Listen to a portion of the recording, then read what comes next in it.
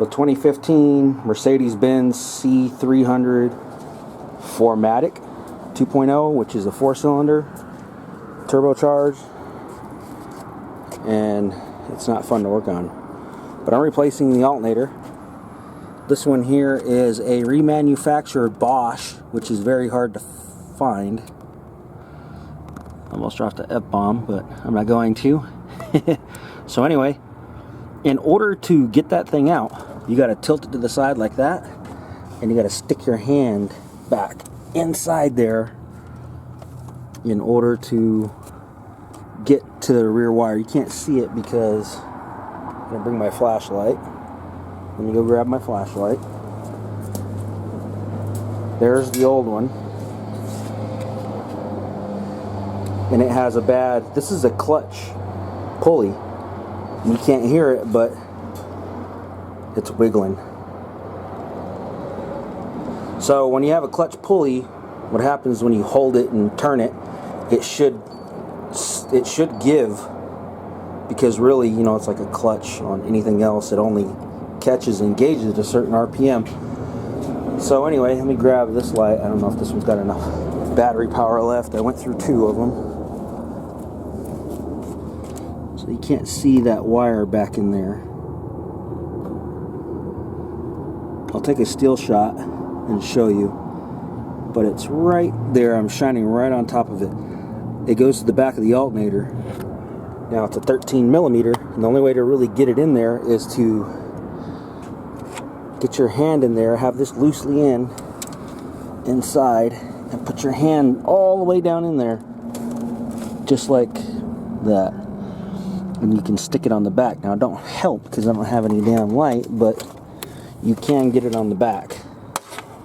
And there's one, you know, for the plug for the engagement to engage the alternator and make it produce power. But if you're working on one of these, you know exactly what I mean. And this here will just turn that way towards the car, towards the inside of the car, and it'll go in place. You also have to take out the tensioner, which is right here, because that it sits in there like this, and the bolt for the alternator, let me give you an idea, because if you're working on one of these, you know exactly what I'm saying. So if you're not working on one and you're watching the video and you're thinking, I don't get what the hell's it meant, none of this makes sense, well, it's because you're not working on one. So, but in order to get to the bottom bolt, there's only 2 on this. The tensioner sits in there like that, and it covers that bolt just like that. So in order to get to that, you got to move this out of the way, and then you can get to the bolt, the Torx bolt that goes in there. Now you may be able to get to it without removing the pulley, but you're not going to be able to get the bolt out because it's going to hit the inside of the pulley. Like I said, it sits in there like that, so it half covers it. This has got to come out. And once you get that out of the way and your hose is out of the way, which I'll show you once it's all back together, but you're going to pull this hose out of the way, and these 2 coolant lines and the oil cooler lines, which go in right here. That's what this is right here. Again, if you're working on one of these, you'll know exactly what I'm talking about.